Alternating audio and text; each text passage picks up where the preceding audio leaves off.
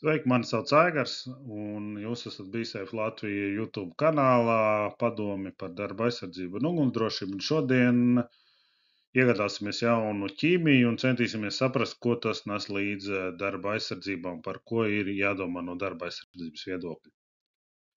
Tad iegādājamies šo te jaunu ķīmiju, un, protams, ir kaut kādi globāli jautājumi. Ja? Un viens no tiem pašiem būtiskākiem, vai viņa ir drošāka, es viņu ieliku pēdiņās, jo mums ir jāsaprot, un līdz ar to, tāpēc gatavojoties, mums ir šī te nosacīta vecā ķīmiskā viela. Jā, ja mums vairs tādu neražo, nu tad skaidrs, mums ir jāmeklē cita alternatīva, bet ja mums ir vecā un ir jaunā, tad mums ir vecā ar visu drošības datu lapu, mums ir kaut kāda informācija. Attiecīgi, mēs drīkstam pieprasīt pirms iegādes jauno drošības datu lapu un veikt paskatīšanos. Ja, tad ir kaut kādas nianses, kaut kādas lietas, kad mēs skatāmies, vai viņa tiešām būs drošāka, vai vismaz tāda pati no drošības līdzekļu. Man ir bijuši, protams, gadījumi, kur mēs zinām, ka cilvēkiem sasola, ka šī būs labāka lipšana un tam līdzīgi, bet atceramies, katrs labums arī kaut ko iespējams sliktu nes līdzi. Ja? Tā kā tas viss mums ir jāsaprot iepriekš, ja? Un par izgarojumiem, kādi var veidoties, un ir izgarojumi, jā, kur ir varbūt tās nedaudz labāk veselībai, un ir pavisam bēdīgi izgarojumi. Ja? Tā kā kāda dokumentācija, un principā mums ir jāsaprot, ka mēs ejam riņķi un apkārt par vienu un to pašu. Tātad ir etiķete, normālais šis te iepakojums, tātad standarta. Ja iepakojums man ir bijuši, diemžēl, varianti, kad tā kā testam atved kaut kādā pudelē, iepildītu, pat ne uzraksts, saka, vot, pamēģiniet. Ja jums patiksies, mēs jums tad nopārdosim. Nu, apmēram tāds tas teikums. Un tad ar šo ķīmiju mēdz notikt visādi brīnumi, jo neviens nezina, kas viņi ir, kam vajag, pēc kāda laika vispār tas stāv, un neviens nezina. Ja?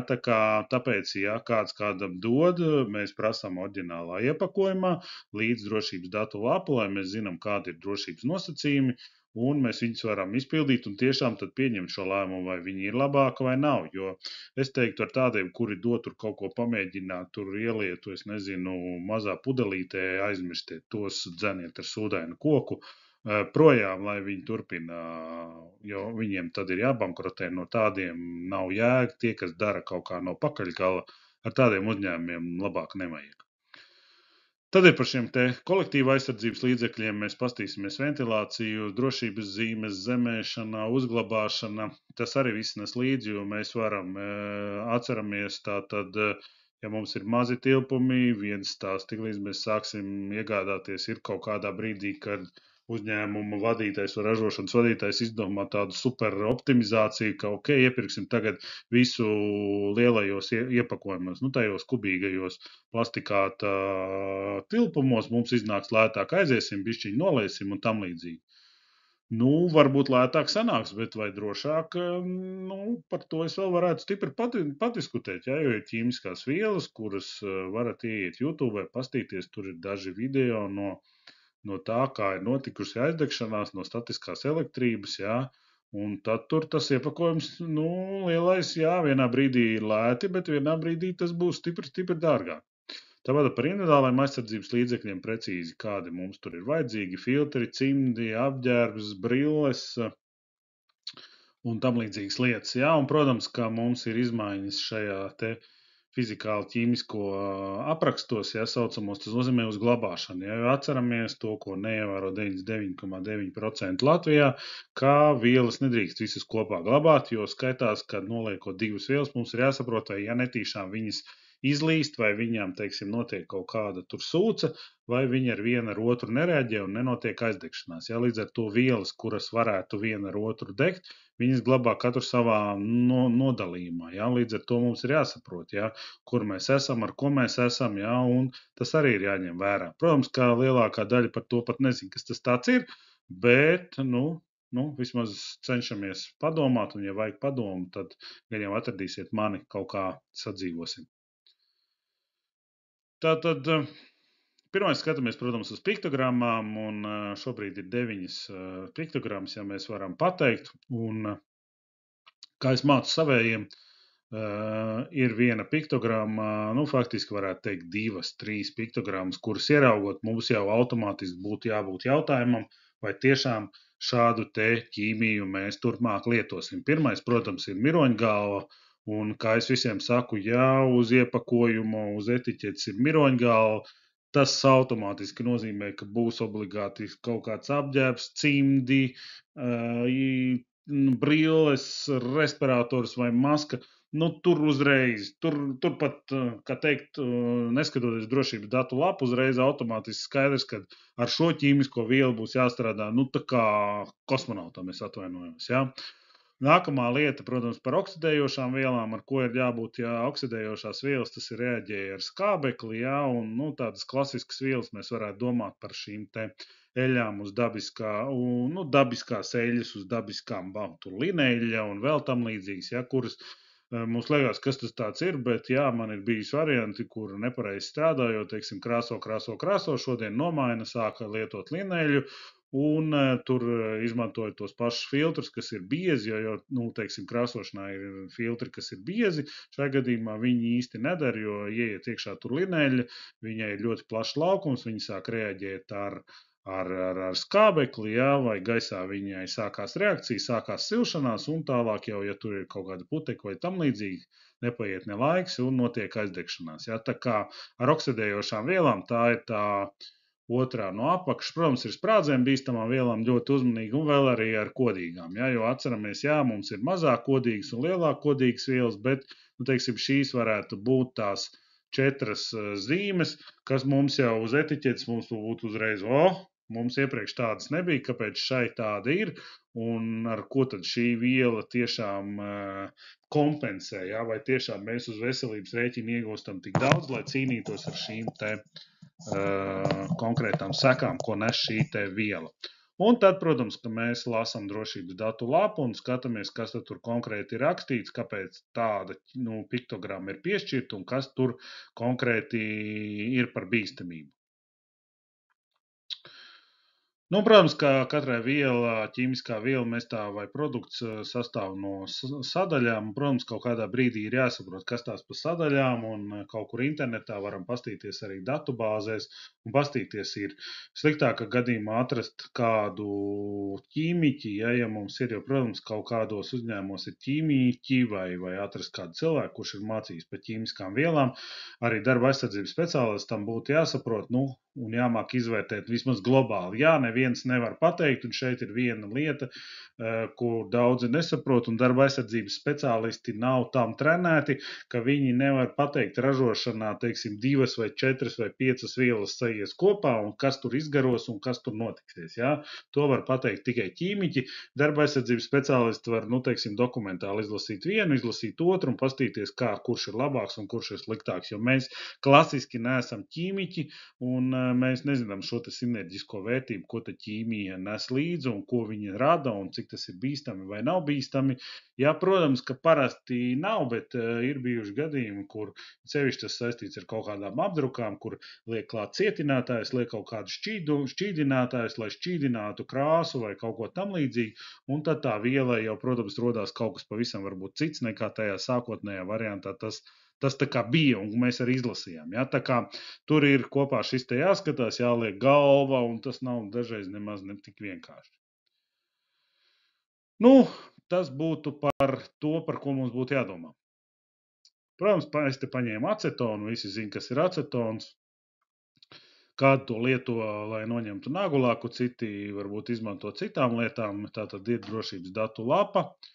Un šeit mums etiķete arī mēs varam salīdzināt, ka jā, uz etiķetes mums ir šī te degoša, kad ir degoša un kaut kāda bīstamība, kas ir ar izsaukumu zīmi, tātad viņš sapas, pēc būtības tas ir viens un tas pats, un mēs redzam, jā, kad vielu sauc par to tātad etiķete, kas ir pamat, un tālāk jau skatāmies uz drošības datu lapu un lasam, kas tur ir rakstīts par 3 lietām. Tātad par kolektīviem aizsardzības līdzekļiem, par individuāliem aizsardzības līdzekļiem un par uzglabāšanu vai fizikāli ķīmiskām īpašībām. Tātad par kolektīviem aizsardzības līdzekļiem tātad izlasam no 4. līdz 7. punktam, tur pa lielam. Protams, ka tur ir jālasa kaut kur par ugunsdrošību un nedaudz kaut kur par citām lietām, jā, tā kā skatāmies. Bet globāli tas, kas mums ir jāsaprot, tātad par ventilāciju, vajag, nevajag, vietējo pietiek ar vispārējo. Tad par glabāšanu, ja mēs glabājam lielos tilpumos, ja teiksim, acetonam arī tur visdrīzāk būs kaut kas par statisko elektrību un novadīšanu, un šiem te, ja jums ir mazi iepakojumi, ja tā kā šādi vai bišķiņ tur litrīgi vai 2-litrīgi un 5-litrīgi, tur nekas par tādu lietu nebūs, jo mēs principā uzreiz lietojam. Bet, ja būs lielie iepakojumi, kas ir kubīgie, ja, tur būs par statisko elektrību, par speciāliem kubiem, kam ir sazemējums, ja, tāpat par vides prasībām. Tā kā skatāmies, lasam, tas viss mums ir jāizpilda, lai būtu baigi ok arī no darba aizsardzības viedokļa strādājot ar šo vielu.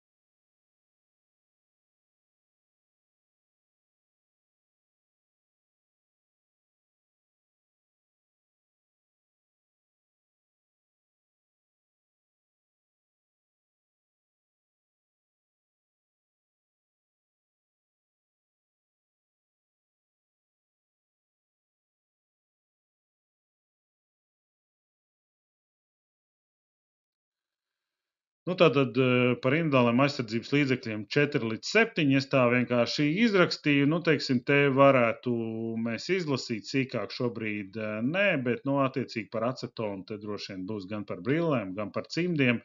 Jā, protams, uzreiz brīdina, ka tās drošības datu lapas kādam uzņēmumam ir labākas, kādam sliktākas, jo principā ierakstīt drošības datu lapā jālieto aizsardzības, tas ir vispār neko nepateikt, jā, jo tas ir nekorekti.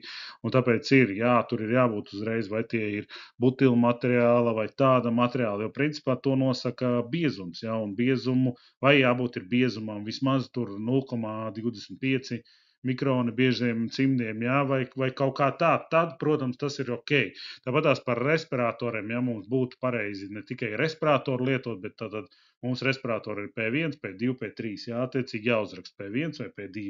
Ja par sejas maskām, tad mēs rakstām A filtrus, B filtrus, AB vai ABEK filtrus, ja, tad tam būtu ļoti precīzi, jo mums ir jāsaprot, ka principā ar drošības datu lapu strādā, nu, darbinieki, nu, kā mēs sakām, lielākie muļķi, ja, kuri dara darbu, bet kuriem būtu jāsaprot. Es izlasu uz kodu, paskatos, re, kur man iedeva, te ir rakstīts, kad man jābūt ABEK filtriem, man iedeva ABEK filtrus, skatos, jā, atbilst. Ja, teiksim, es izlasu, ka jālieto filtri, atnes man kaut kādus vans, viņi zina kādus filtrus, kā es zinu salīdzināt, vai man atnes pareizos, vai tas ir droši manai veselībai nav. Jā, jebkurš teiks, o, priekš tam ir darba aizsardzības speciālisti, kuram tur būtu atnestie respiratori vai sejas maskas jāsalīdzina, jāiet kaut kur iekšā, un jā, bet pēc būtības, ja mums ir drošības datu lapa vispilnīgākā informācija par ķīmisko vielu, tad vispilnīgākā, nevis kaut kāda vispārēji.